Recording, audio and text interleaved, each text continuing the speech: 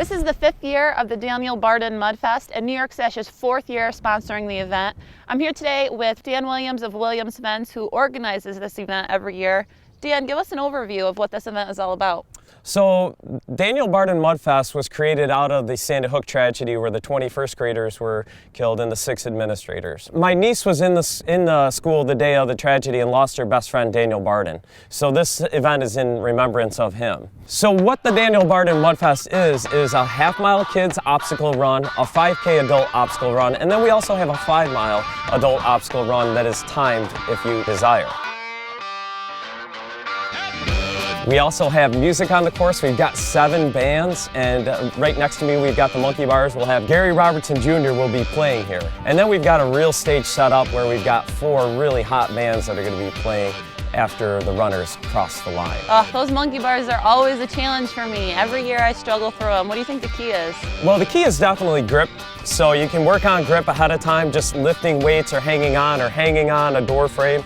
And then just determination. You know, just know that there is a finish to these. They're not forever long. Okay, so the area we're in right now is an area I like to call double gravity. We've got gravity cavity, slip and slide, meat grinder, cliffs and more. And this is before you get to the mile mark. So Katie, we're at the section of the course called the walls. It's comprised of 3 7-foot walls and 2 5-foot walls. And people oftentimes find this to be one of the most challenging parts of the course. Yeah, I definitely agree. They've always been really challenging for me, but you know what I think is really cool? How much help there is around you. Other people that are running the course that'll just give you a lift and help you get over. It's actually pretty cool to see that help and camaraderie. I find the walls to be the perfect obstacle to challenge our runners. We ask the runners to take an oath at the beginning of the race to help each other. And the walls simply are not going to be something most runners are going to get over on their own. So they simply have to rely on the other runners to get through that. Now there's one last obstacle I want to show you, and that's Irish Ninja Warrior. So Katie, before we get to Ninja Warrior, I want to show you our new obstacle, Horizontal Mamba. Last year, if you recall, it was just a cargo knot. But every year we want to try to make it bigger and better. So this year we dug these 4 trenches using the mini excavator from Clinton Tractor, and we're going to put boards over painted to make this whole area look like a giant Irish flag. So you actually have to crawl through the trench underneath the boards to get to the other side. That's correct. That's crazy.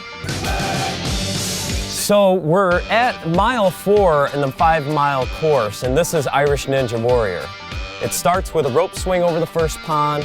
The second obstacle is an uneven pontoon bridge, and then the third is an overhand rope across the 3rd pond. This is definitely not part of the 5K. Definitely we ramp it up for the 5-milers, and I feel like we want to push the envelope for those that really want to push themselves. So we want to get people out of their comfort zones, get them up high, make them do things that'll really make it memorable.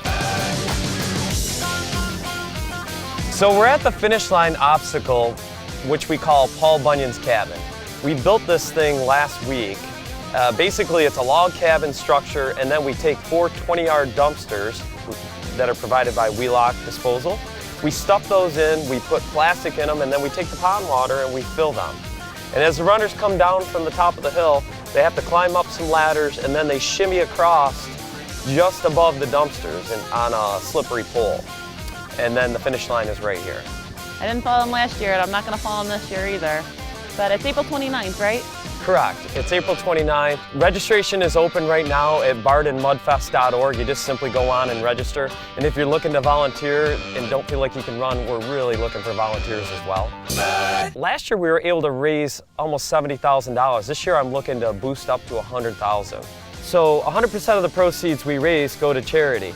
And 2 years ago we started the Daniel Barden Scholarship Fund, where we send 8 kids from around our local area and 8 kids from around the Newtown area on a 78-mile canoe trip through the Adirondacks. Not only do we pay for these kids to go on this 78-mile canoe trip, but we ask them to research and pick a charity that speaks to them. And then we take the remaining money and we split it up 16 different ways and give it to those charities. That's really awesome. I know for me, it's really meaningful to participate in an event that gives back to the community like that. So congratulations on that.